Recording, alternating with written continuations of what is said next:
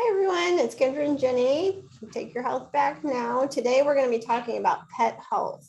So that'll be a good, happy conversation. Yes. Mostly. So we are on season 2, episode 4, I believe. Yes. Yep. And this is going to be all about pet health, dogs in general. Right. And then, you can take this and apply it to other household pets too.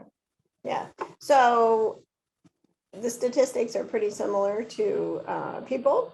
So I had a health food store for dogs or pets in general, dogs and cats, for several years. And I noticed the people that were coming in, the issues their animals were having were exactly the same thing as people. So like skin issues, pancreatitis, right, thyroid, all these things.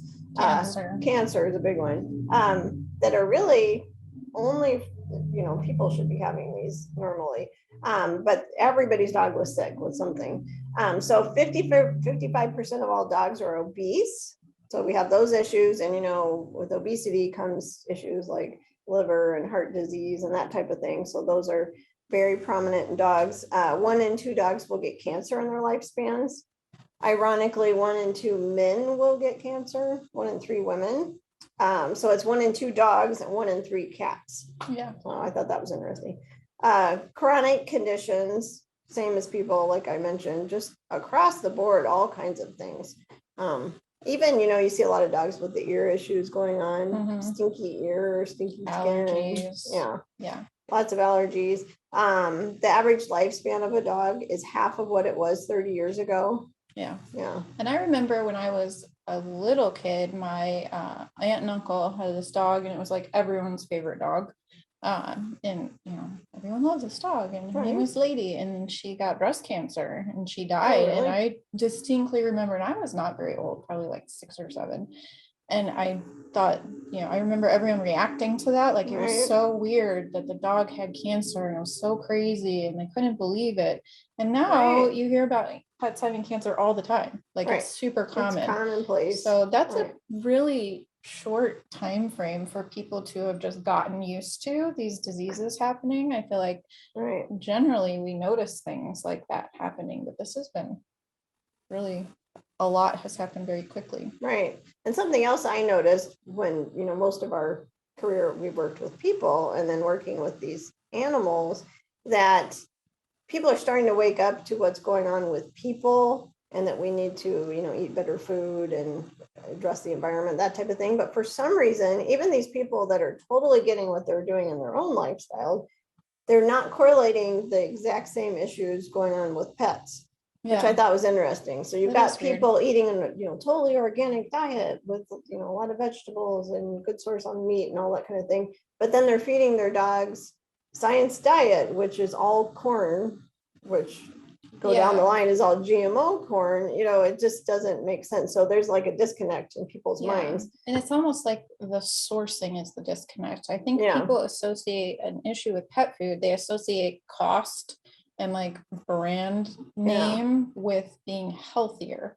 Because people feel like if I'm eating healthier food, it's more expensive. The organic costs more than the conventional. So if I'm getting expensive food, it must be healthy. I have a friend that says that too. She's like, well, I'm feeding him XYZ, some expensive brand. And I'm like, but what's in it? She's like, I don't know. Right. Yeah, that's very true when it comes to health or pet care. So like most everyone knows that Old Roy from Walmart is probably not a good choice.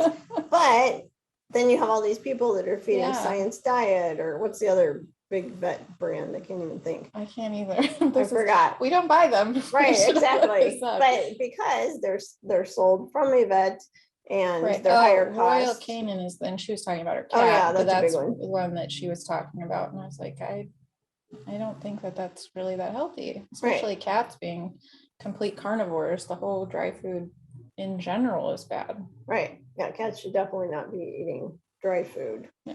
Yeah, and let's start with food. So cats are carnivores, like Jenny said, so they really should be eating only meat. They do need taurine in their food. So if they're eating a raw food diet, they are getting that. And they also need not just the meat. Like I know my mom, she had a cat that really did live a long time, but for like 2 years, all she fed her was chicken breast. So obviously that was better than something like Fancy Feast or some dry food, but cats need organ meat, bone, it has to be a variety. Right. So kind of like eating your rainbow with your vegetables. Right.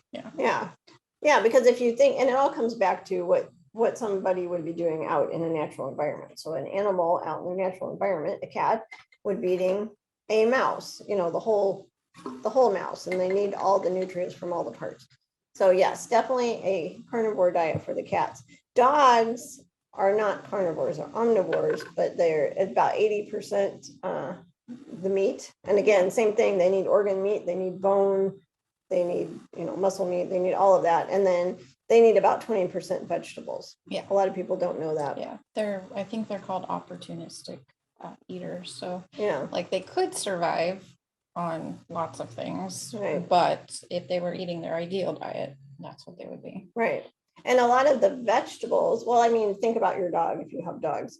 Like I know mine, we're out on a walk and they're trying to grab up the grass and, different things as they're walking along. But also when they're eating an animal, say, they're getting the stomach contents. So it's like, it's called tripe, but, there's a lot of greens that maybe are not digested in an animal that then somebody like a dog that's an omnivore needs that. Right. So when we feed our house pets, we do need to incorporate in vegetables. Right. And for cats, it's important to make sure they're getting enough liquids because in nature, they don't really drink a lot of just straight water. They get most of that from what they're eating, the animals, the hydration, that. So you got to make sure if you're feeding them raw or canned food that it's got a really high water content. And if you're only giving them dry food, then you have to make sure they're drinking. Right. Yeah. And actually cats are not designed to drink out of a bowl. Yeah. Like a dogs are. If you've ever seen a dog drink water slow motion, their tongue kind of cups down and cups up the water and pours it in almost like a cup. Yeah. Cats, that's not how they drink because they're designed to actually drink like if water was coming out of a rock and drink that way. Yeah. So if you can get a little water fountain for your cats, that's actually much more species appropriate for them. Yeah, that's what I have for mine. And they're also, cats don't have good depth perception. So if they see a bowl of water, they don't actually know if there's water in it, Out of habit, they may know that's where the water is, but that's why you'll see them like smack it so they can make sure there's actually water in it. I did not know that. Yeah. I love on our podcast when I learn something. Yes. So running water helps them because they can see it and hear it too. Right. Yeah. And the same thing, like if you have a cat, most cats like when you turn on the faucet and then they play in it and they like to drink out of it. And that's why. Yeah. So that's a good just tip. And then as far as water, also, it doesn't matter what house pet it is, they need filtered water just like we do for the same reasons. Our water is so polluted. So definitely, and that's another disconnect I notice with people, even like people we work with, they totally get that they should be drinking filtered water, but then they're still giving tap water to their animals.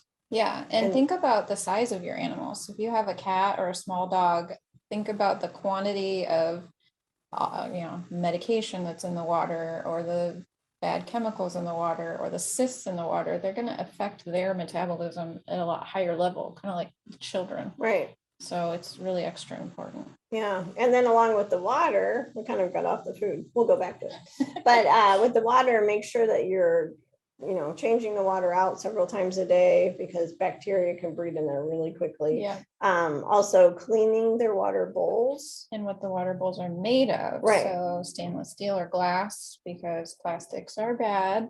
And then you can just throw them in the dishwasher. So I actually have like 2 or 3 sets of all the bowls for all my pets because I have several pets. So then we just rotate them out and they can go in the dishwasher, and then they can have a clean one. And the fountain that I have, for cats, it's hard to find the water fountains that are completely free of plastic. Yeah. Mine has the stainless steel bowl and the stainless steel top, but the fountain part itself is plastic, but that was the best option I could find. Right. Still a lot better. Yeah. And you do want to clean those, of course, but because it's not standing water, the water is always moving. You're not going to get the bacteria buildup like you would with just a regular water bowl. Yeah.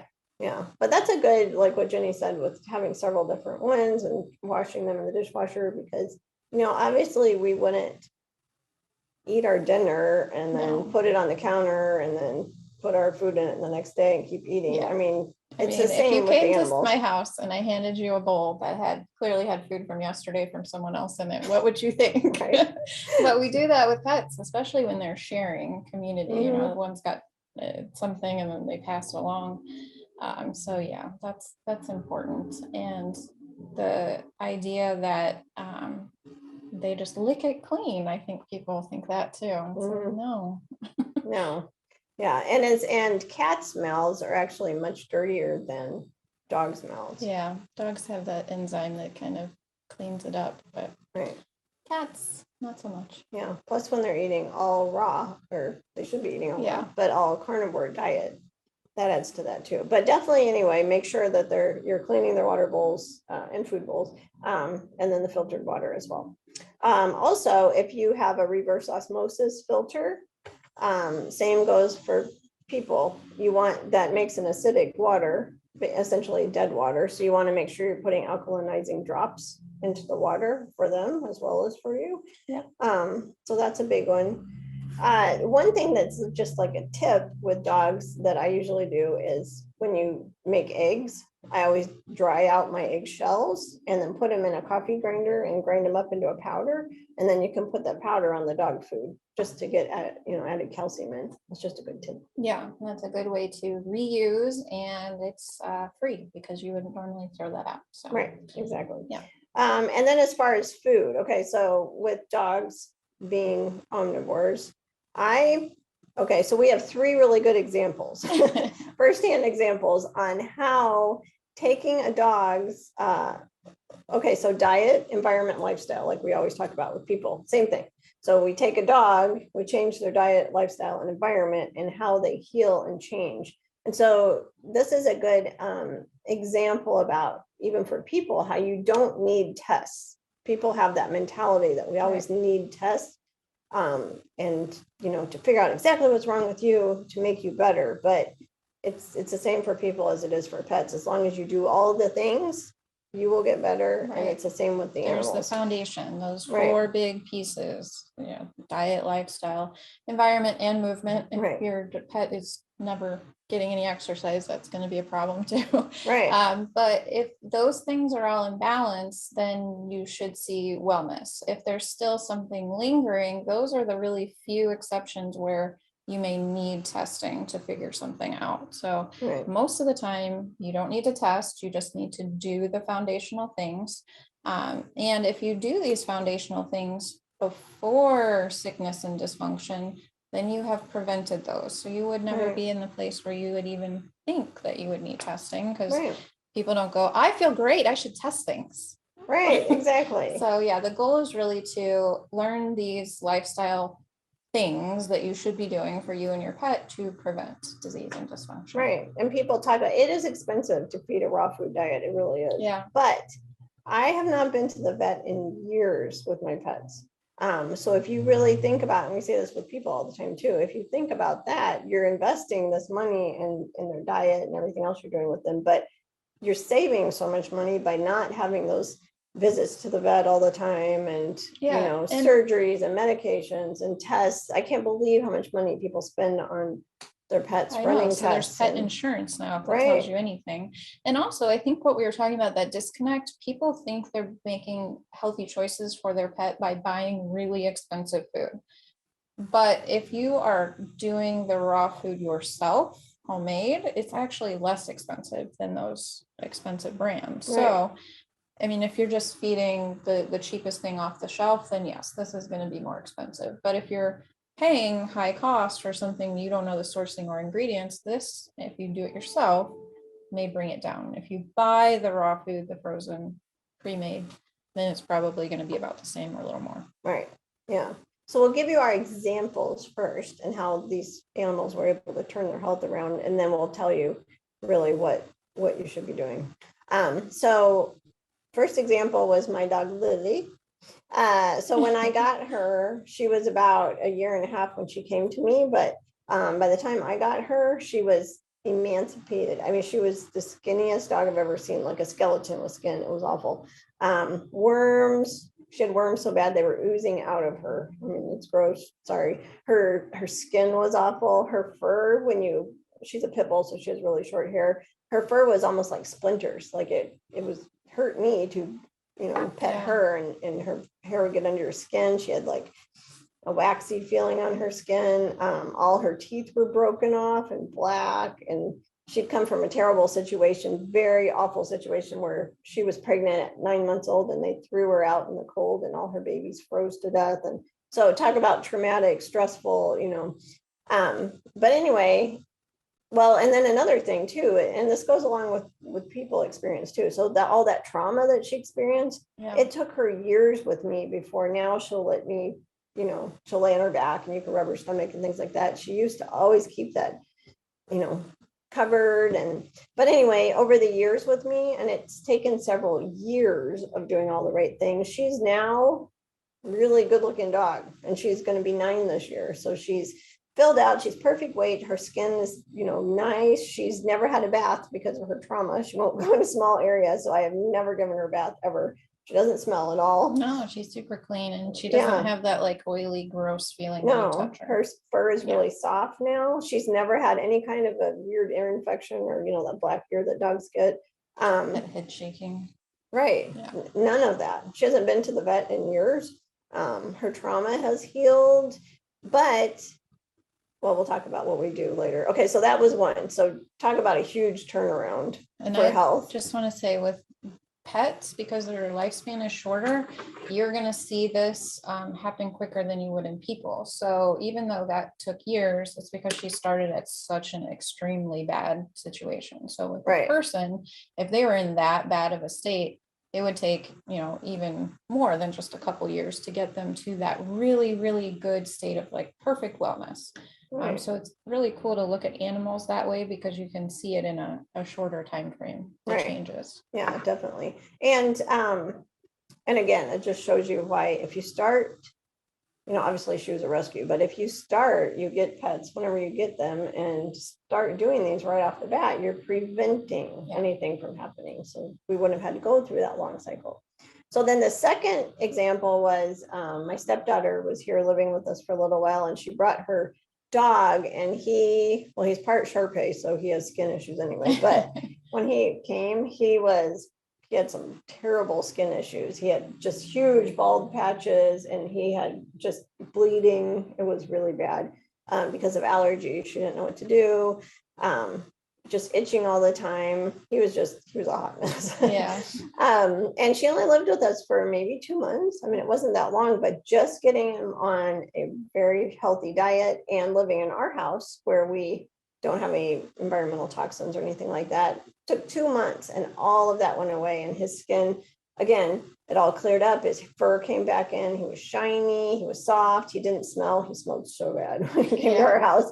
And he was pretty young. Yeah, he was young. So maybe a year and a half. Yeah. When she got him as a puppy, it seemed like those had already started. But it was not like it hadn't been happening for as long of a time. So then it seems like it's easier to kind of turn those things around. Yeah, and that goes with kids too, that we work with. Kids can turn their health back around really quickly, because they haven't had this very long lifespan of, being sick or doing the wrong things.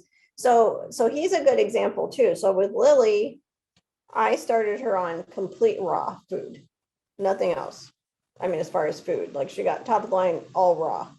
And that's what she's had ever since. For him, she was paying for it, so she couldn't afford all raw. So we started him on Nature's Logic, which is the best dry food, in my opinion. I don't think anyone should be eating dry, but I feel like there's a difference between like what we're thinking of as like kibbles dry food and then like the dehydrated raw meat. So this is actually kibble. Is it? Yeah, but it's from all real sourcing. So we'll talk about sourcing in a minute, but it's good sourcing. There's nothing weird in it. Even the vitamins that they add, they fortify, are not synthetic. It's the only dog food I know of that it's not synthetic vitamins added. So being even that quality of food completely changed his health around. And then the last example is Jenny's dog.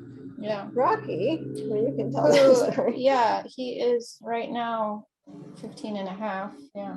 15 years and 6 months old this month. And I feel like when we first got him, we didn't do the best food, but it was, I would say, like mid-range, kind of like you're saying, like the kibble that was fairly decent source, that Right. kind of thing. I don't remember what brand it was. But fairly early into his life, we moved to better wet food. And then after that, he went to the like refrigerated food. So it is fresh cooked. It's good ingredients, but it is from the store. Like I wasn't making it myself. And as he's gone along, and this is another thing where that whole epigenetics, I think you can see play out in Right. animals even more, where there is, 5% is genetic. You may not be able to change those types of things. And with dogs, with inbreeding and breed selection, that kind of exemplifies that issue. Right. So he's a puggle, and they have a lot of issues because he's a puggle. So he had some things going on since he was young, but you see him as he goes along, he's got lumps and bumps, and you're told like, oh, dogs just get lumps, they just get bumps. And you're always like, really? Like, you shouldn't just be growing fatty tumors. That's not a normal cycle in nature, but that's fine. And then this is gross too. He always had really smelly anal glands leaking. That's part of a puggle thing. Right. Yeah. So that issue. And then you notice as you kind of improve the diet that you're giving the dog, all of those things kind of subside. So, at this point over the last year, he is very old. He's got kind of those degenerative hips and eyes and that sort of thing going on. So I have actually started just making his own food. So I've been cooking it, which, like I was saying before, is actually less expensive. So putting that together, and that way I can buy all organic ingredients. I do use a bit of a supplement powder that's vitamins made for dogs if you're doing their own food. And that's all organic and good sourced. But it makes it so much cheaper. And he actually loves it when I'm cooking it. I try to cook like once on Sunday for the whole week. He like hangs out and gets all excited. And I'm thinking like, what at some point that was normal. And it wasn't even that long ago. People made food for their pets. The whole dried kibble and getting feed at the store is actually a fairly recent thing.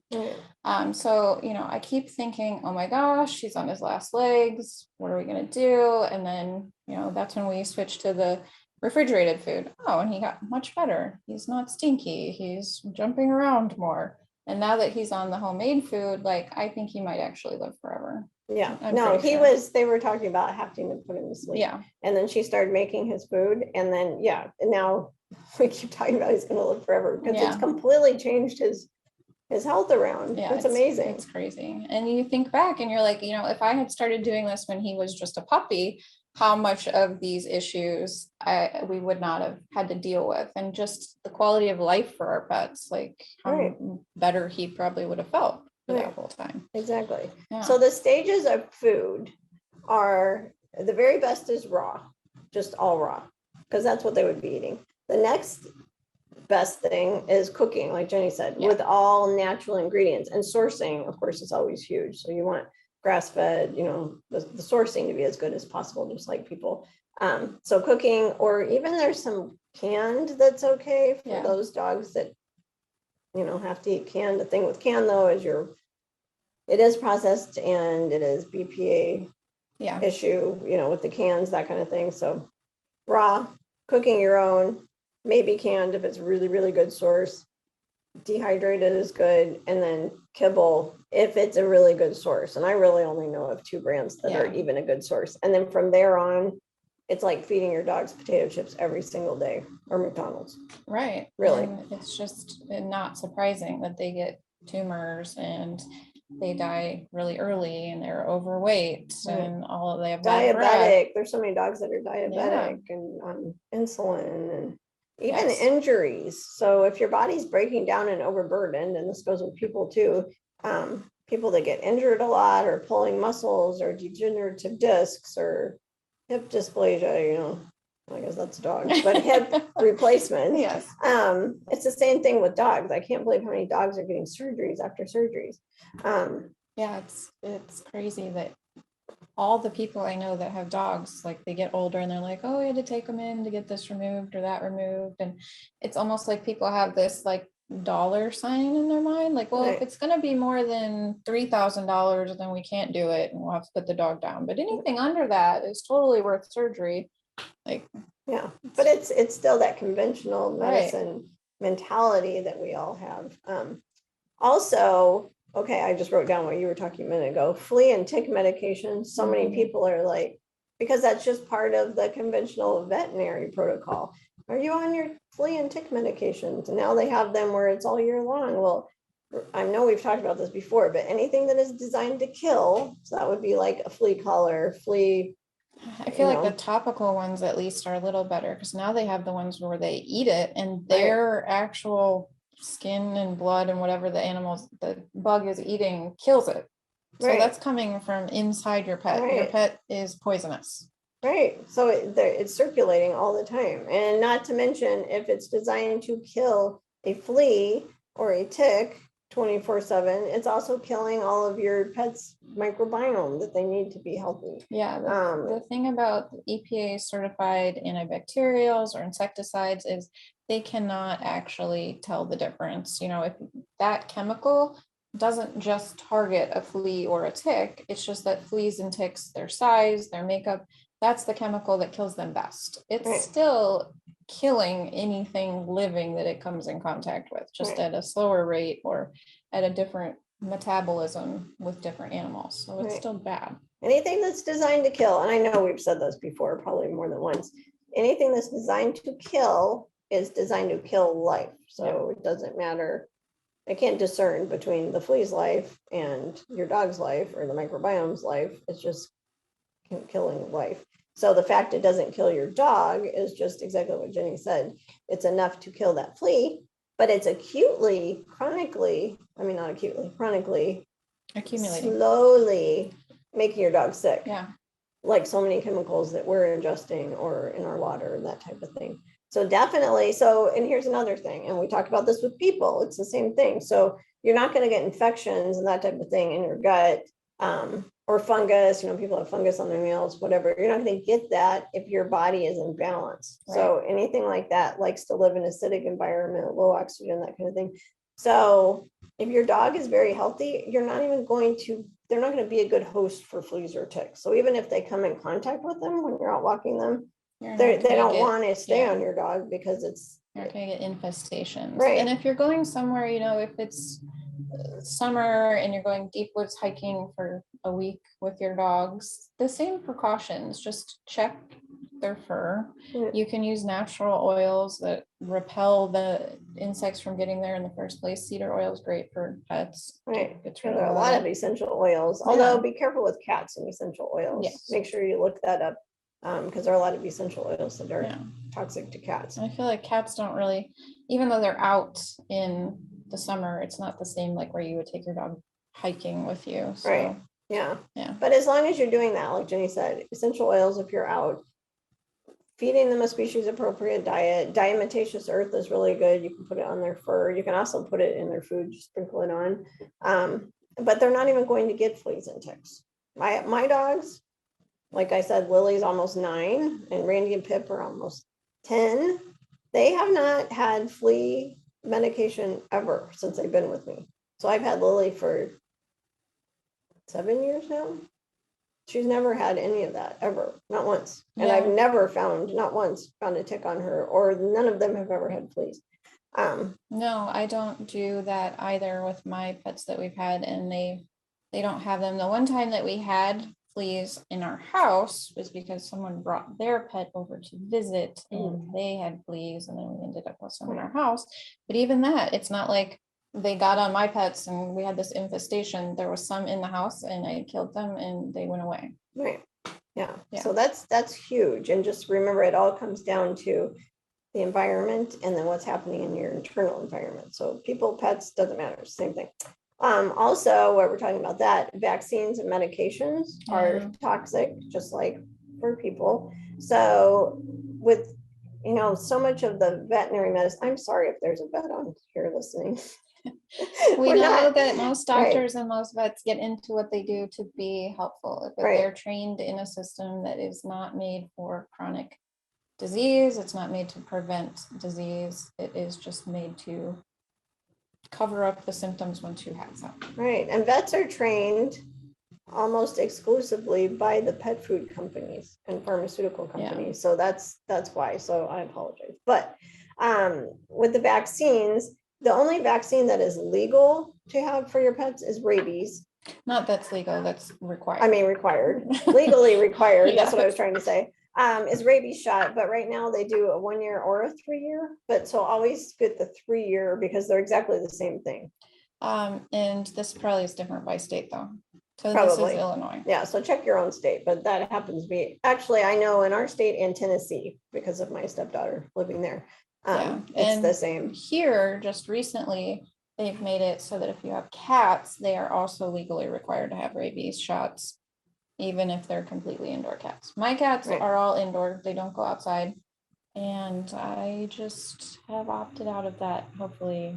I mean, for me, I'm like, Me who is too. someone's Mine's gonna never come been in outside. my house and Right, find that out, I Right. don't know. or a raccoon's gonna come in and Right, on or the the dog very is small gonna chance, I mean, have rabies. I'm not gonna notice my dog has rabies, then he's gonna attack my cat. They're gonna have rabies and they're gonna attack Right. us and we're gonna get sick. It just seems very far-fetched yes. for I it to agree. be legally required. I Yeah. understand there's colonies of feral cats. There are issues with rabies. If you're in that situation where that's the better choice, maybe. For me, I don't think I would ever be in that situation, but the legal requirement to me is a financially pushed thing. Mhm, I agree.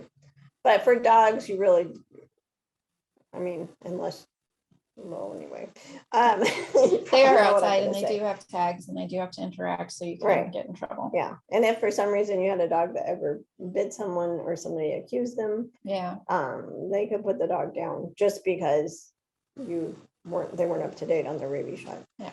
So, but make sure it's a 3 year, because like I said, it's the same thing. It's just if they're doing it every year, they're giving them more than they need. And the other thing is some vets, not very many, but some vets will run tighter, what do you call them? I was gonna say exam. tests. Tighter tests on them, and that just checks the amount, the levels in their blood. So it tells you if you even need another one. It tests for immunity, so you can say Right. they have natural immunity, it's still in their system, so you don't need a new shot. And you can Yeah. actually do that with people too, but they don't really offer those very often. Yeah, it's You hard see to it? find somebody Yeah. that will do it, but if you can, it's great. Yeah. Um, There's lots of studies that show with dogs, and I think this came from a place that maybe wasn't great because you're looking at breed standards and the inbreeding and those kind of issues. But they noticed that the dogs don't develop correctly when they've had a lot of vaccines at a very young age. So they Right. have actually been able to study that and see that that happens. So a lot of people who are breeding dogs to show them for championships, they delay a lot of those things or opt out of anything they don't have to do because it really does create physical differences Right. in them. even getting your dogs fixed, Yeah. makes different physical issues with dogs. Because it affects their hormones, that type of thing. So a lot of Yeah. people, same thing, that are breeding or showing, they know not to have them fixed until they're an adult. Right.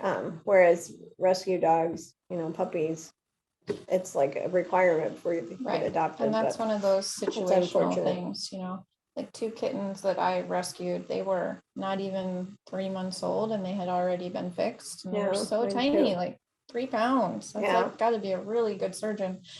Right. But you can see with colonies of feral cats and the issue with those, are they gonna survive? Are they gonna have more? I mean, where do the pros and cons lay? It's just about making those informed decisions, kind of like with your own health. Right, exactly. And then okay, well, with the food, we talked about the food, right? So the 4 legs of health we always talked about. So the diet, we talked about that. We talked about water.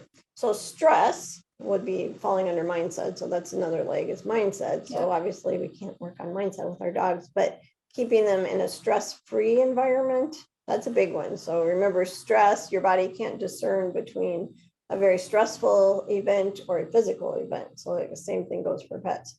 So if a pet Right. is in a very stressful environment where people are fighting, or dogs that are home alone, dogs especially, I think cats don't really care as much, but dogs, to be home alone all day, you know, if you're working, gone all day, that is very stressful to them because they are very, Right. you know, they love their people and they want to be around. They're very social. And Mhm. especially, you know, they're a social animal anyway out in the wild. And then if they're the only dog and you're gone all day long, that is very stressful to them. So Right. that it takes away from their health. Yeah, and basically. if they already have health issues like Lily, those have to be fixed first before those mindset from past trauma or current issues can even be worked on or be healed. Like you have to be healthy and well before you can get that mindset turned around. For people, we can like think about our mindset, do work on it. It's a little bit harder with pets. You really have to make sure they're healthy and well, and then those past traumas will kind of go away. Yeah. And I have to say, there are so many services available. They're not super expensive. If you only have one pet and you have to be gone all day, you can hire someone local, great, to come in, play with the dog, say hi to the cats. Right. It's really not that expensive. You can Mhm. interview them so you like them, and it's a great option. Yeah, that's kind of a growing field. Yes. For especially younger people or people that work from home or people that love animals and can't have their own animal. But yeah, you can have them come in and just play with them, or they come in and just spend time with them, read them stories, you know, take them for a walk. There's a lot of businesses now where you can hire them to take them for a walk 3 times a day, or you know, whatever. And a lot of school teachers during the summer will like board if you're going on vacation. That way they don't have to go to a kennel. When we went on vacation this summer, we hired someone. She came in and she had no problem feeding our weird homemade food that my kids thought no one would possibly feed the dog. Right. She thought it was great. So you can definitely find that. Yeah. That just reminded me. So when I talk about raw feeding with my dogs, I also give them things like whole frozen fish, or as a treat, you know, like just a small fish, or duck necks, or chicken feet, or all of these type of things. But that just reminded me when my daughter watches the dogs when I'm gone, she draws the line at those nice healthy snacks. She won't touch them. Your freezer is very interesting. Yeah, we have one whole freezer just for the dog's food. And the cat, she eats all raw. And like Jenny, I've had her since she was 3 months old, and she's never eaten anything besides raw. Yeah. She's only eaten raw. Okay, so we talked about mindset, we talked about food, we talked about water. So exercise obviously is very important for pets. Yes. So again, like Jenny said, if you're not home, you can hire someone to walk them, but make sure that you're getting them out. I think most people are, that's one piece that people are really good about. With dogs. And I feel like that's actually a good way for humans to get their movement in too. It kind of like, you know, your dog needs a walk, so you go walk with the dog. And walking is great. You don't have to do like, you don't have to take them to trials and be like the Frisbee champion. Right. You know? Just make sure with their size, their age, their breed, that they're getting the exercise that they need. So specific, kind of like food. It has to be what they're going to eat and what they would eat in nature.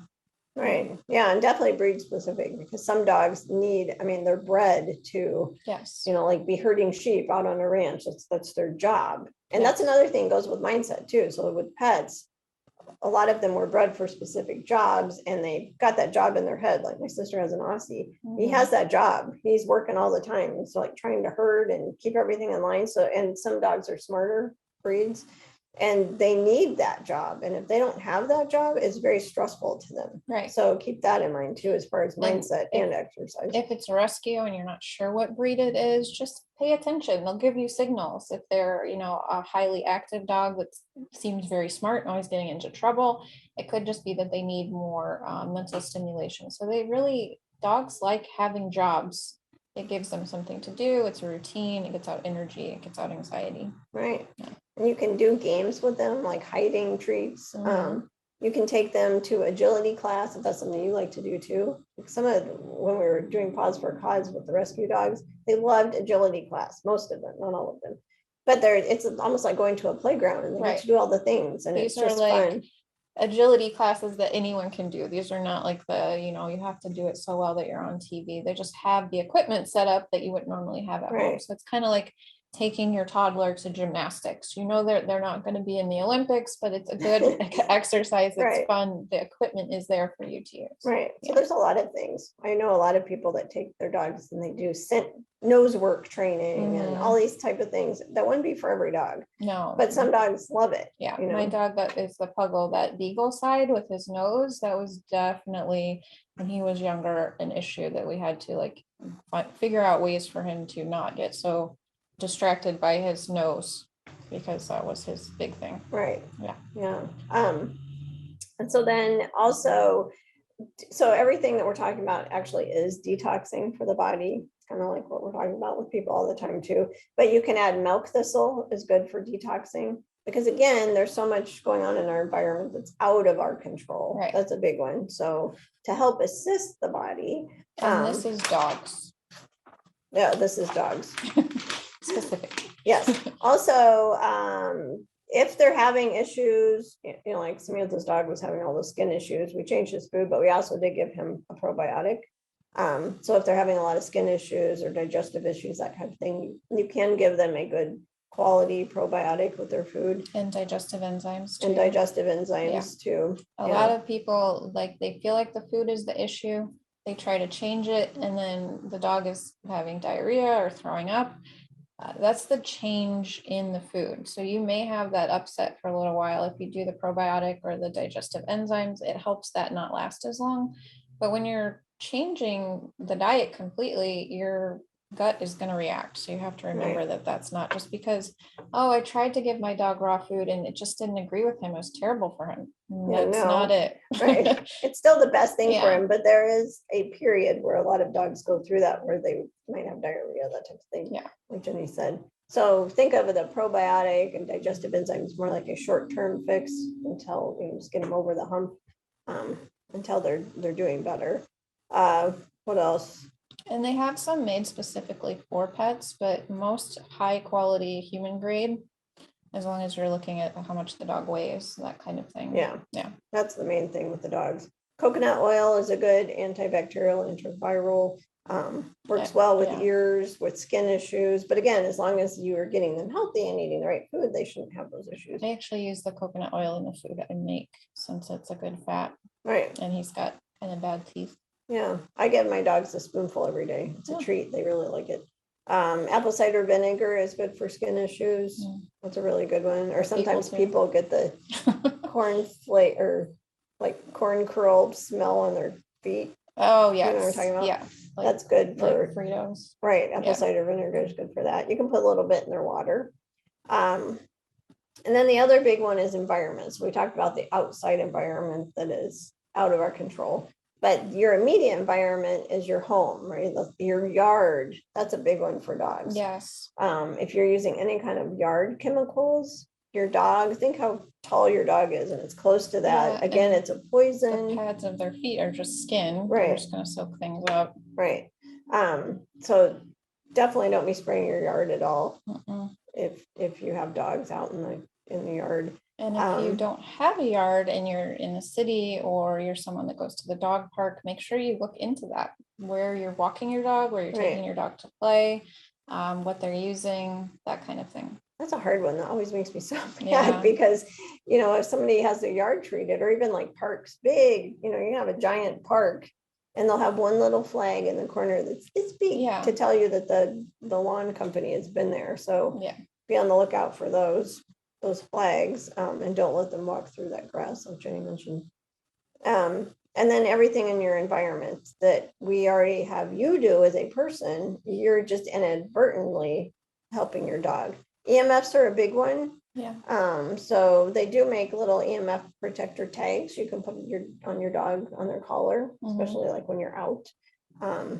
see where your router is, all the things that we tell you about as a person. Right. If your dog has a specific place for his bed or his crate or his, his room or Right. her room, whatever they identify as, then make sure that's not like where you keep all your electronics. Don't have your router and everything stacked up there and then the dog sleeping underneath of it. Right. Or even next to an outlet on the wall. Yeah. That can be a big one, especially if something's plugged in. Also, just your dog is closer to the floor.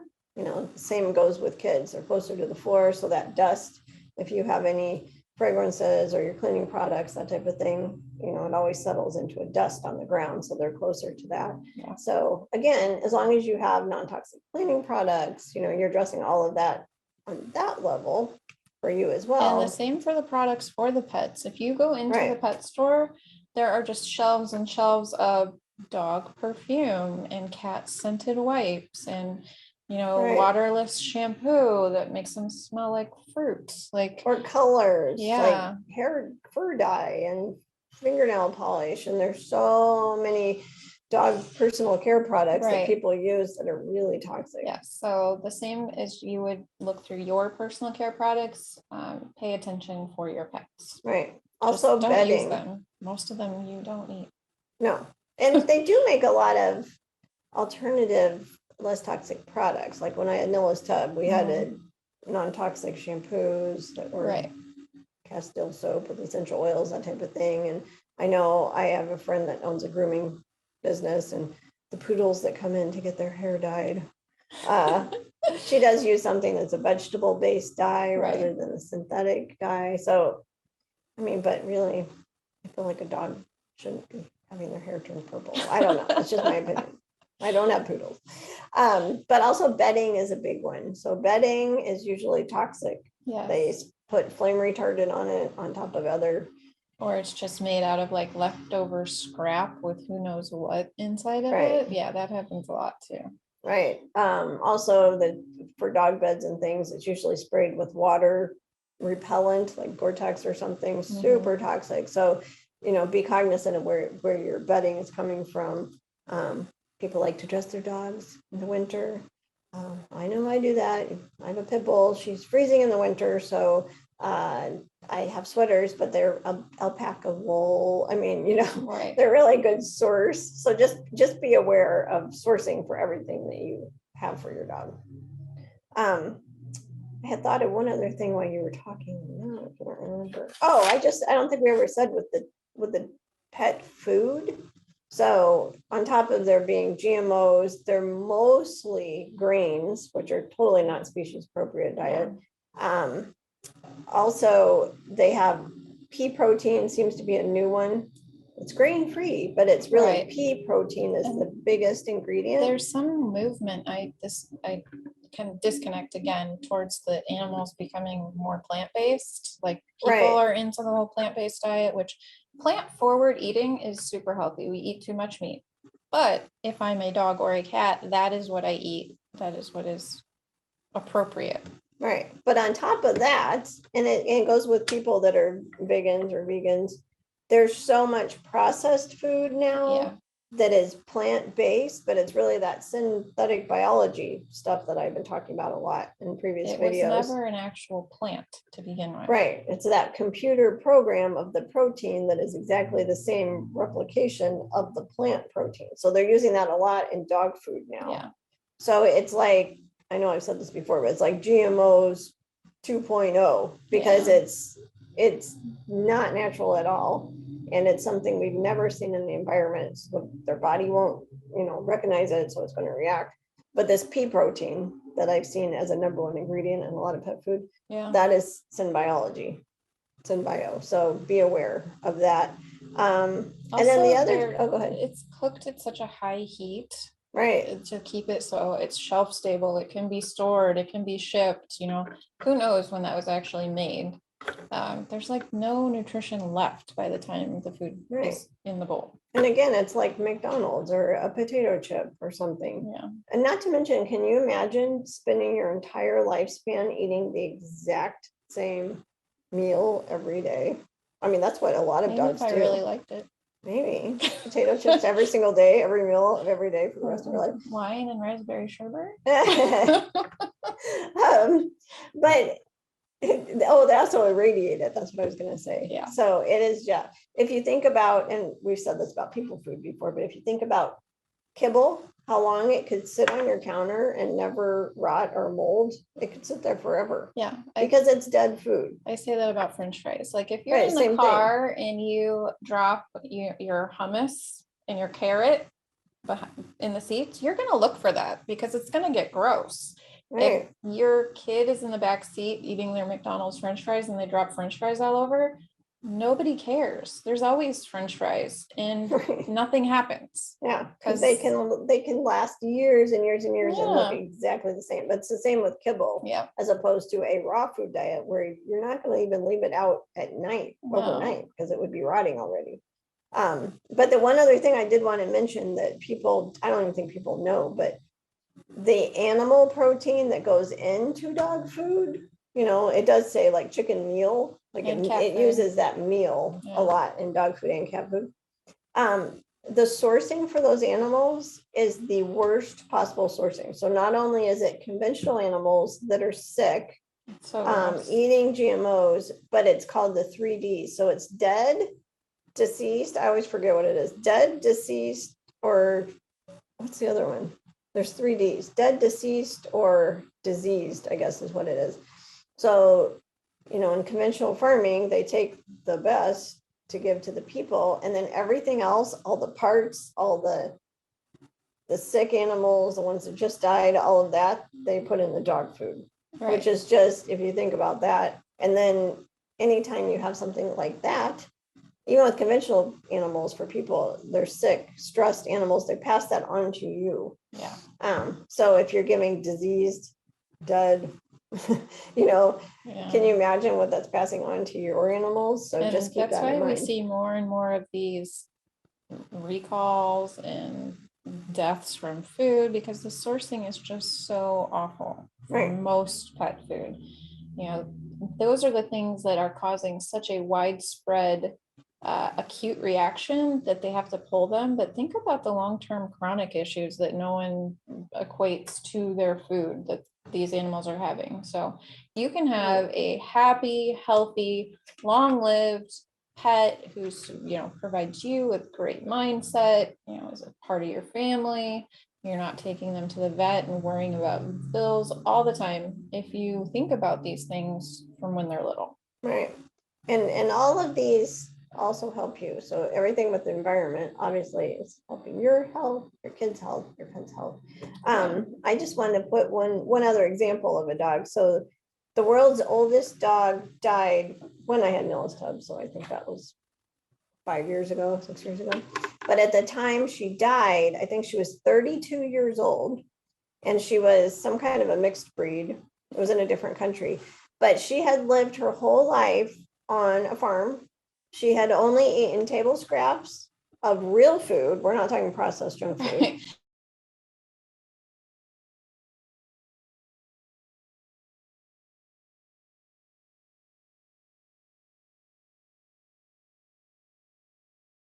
Real food. She got raw goat's milk every day, or raw cow milk, because they were on the farm. She had plenty of exercise. She ran around. She had a happy life. She actually did not, she was never fixed. So that says something. She had her first one and only litter of puppies when she was 12. So if you think about that, 12 is the lifespan of a lot of dogs right now. That's when they die. And that was when she had her litter of puppies. So again, environment, lifestyle, diet. Yeah. She was living the perfect, you know, life that way and lived a very, very long time. Yeah. And I just want to say one other thing with pets, taking care of another being is really a high vibration. So that's a really good thing for people. And especially I feel like for kids to experience that, if they are taking care of it and you're telling them like, why are we making the food, or why is it this food, or why are we, you know, doing these things, then the kids see that in the pets, they just kind of transfer it to themselves, but they're taking care of another animal, another being, and they're learning why it's important to think about these things. Right. Yeah. And that nurturing love feeling that you have for anything you're taking care of, that is one of the highest vibrations. And that is so important right now, even if it's plants, whatever. We've talked about that before, but yes, right now we're talking about pets. Also plants need high source food and water too. Right. Yeah. And it's the quality same air. thing. Yeah, exactly. But we'll do a different podcast on that. Yes. But also the statistics on kids that have animals, that grow up with animals, grow up with dogs, especially, are much healthier. So their microbiome is a lot healthier. Yes. Because they're getting dirty more, with the dog. yeah. They're getting dog kisses, all of that kind of thing. They have this nurturing, loving, taking care of their animal. There's so much goes into it, but yeah, the kids that grow up with dogs much healthier. Yeah. So I don't know. I think that's it. But I was gonna say, I remember we just put it in the show notes. I was gonna give the brand names.